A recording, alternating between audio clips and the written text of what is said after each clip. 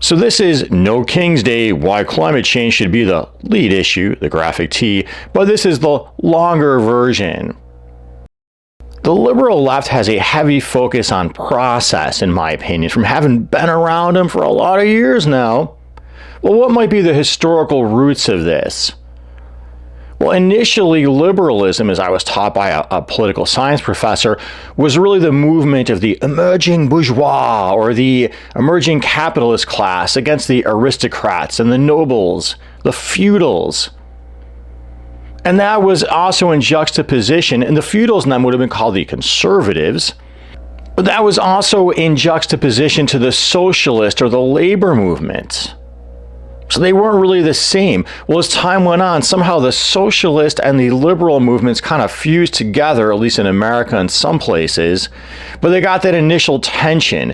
The liberalism was very much focused on process, creating society, seeing society as a set of game rules, how you're going to get ahead within that game. You earned it, you keep it, you played by the rules. The conservative movement with the feudals and that was more, the king has a duty to his country and his land and his people, and the people, or the serfs, have a duty to their king. It's a system of interlocking duties. The socialist movement or the labor movements were like, yes, we got these interlocking duties, but it's really person to person, or people as the working class.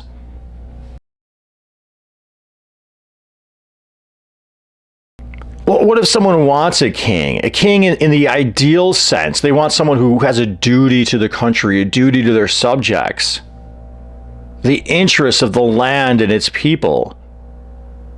Well, here, my friend, as I said in the summary in the last one, Trump really doesn't represent that. He doesn't represent that duty to the country and the people. Yeah, they're posing to, and it's kind of in an ugly sense in a lot of way, in my opinion, in a lot of ways with it. But it really represents the extreme emptiness and isolation of the capitalist movements. Because how things really work, the reality. So I guess we could say we're into chapter 4 now, the reality. Forgot to number them when I got into the script. The reality of our system, and you could argue this became a reality in the late stages of feudalism too, is you got these industries, these ways of making money, and they accumulate and become dominant. And they sponsor politicians, have ties in the media, and then influence public thinking through media or through just, word of mouth, through everyone being dependent on them for their so-called livelihoods. So it's not really fair play capitalism. It's what Bernie Sanders might be calling a rigged system, rigged to keep those who already have making money the way they're making it. They're not really leaders or a ruling class in the sense you might think of rulers as kind of taking the whole picture into account. Rather, they've harnessed the mechanisms of the state and then the media interests, which are largely privately owned, and steer it all to keep their money train going.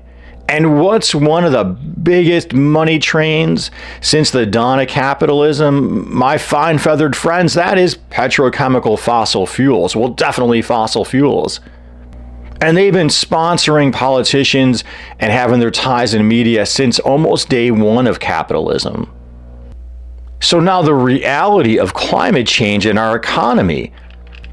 So what we have here is a system rigged to benefit those dominant industries, and it is pumping our biosphere full of greenhouse gases and carcinogens, trapping us in this irrational, go nowhere, frenetic rat race of disposable products and burning fossil fuels and just burning fuel in general. Well, what would a good king or good queen or good leader, or elected president for that matter, look like? What would be the outcome they would be promoting? Would they be promoting that every time you walk out your door, you're taking in lungfuls of truck and bus diesel, lungfuls of auto exhaust, and your body is being bombarded with microplastics, and you're breathing in lawn pesticides, and your water is contaminated with PFAS, all to promote just mundane consumerism when there are greener, cleaner alternatives out there. Would that king, that leader, be saying, hey, let's just poison our land and burn down our planet? You got to make money. Drill, baby, drill. Would a good king or good queen be doing that? Would a good president be doing that, for that matter? No. Again, this is the behavior of somebody who is sponsored by that industry. What a good king or queen or good president, elected official would be doing would, in my opinion, be something more like what Bernie Sanders was talking about with the Green New Deal. Hey, how the heck do we get away from this system of drilling and burning and disposing and poisoning ourselves? How do we get a greener, healthier economic system, something that, now in my words, promotes the long-term survival of our species?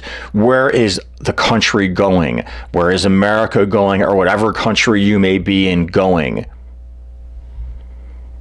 And I have found, as I said from day one, it is the environment that gives people swept up in Trumpism, which basically is a movement to say, hey, our conservative values are being taken from us. We're going to do something about it. That gets them swept up in that when they start seeing, wait a minute, why is this also then carrying these industrial interests along with them?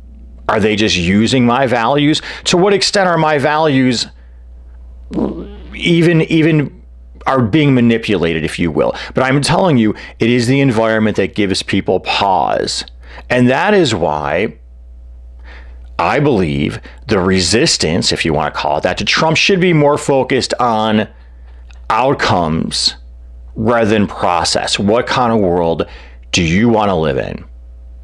All right, I hope you found that helpful. Please go to revolutionarygraphics.org, pick up a couple of the shirts, or if you're just buy nothing, then, and you're really buying nothing, not just buy nothing because I'm telling you to be buying nothing right now, you're really not going to buy another shirt, then, just go to Patreon, donate there. Like, comment, interested to hear what you have to say. And until next time, as always, hey, peace be with you.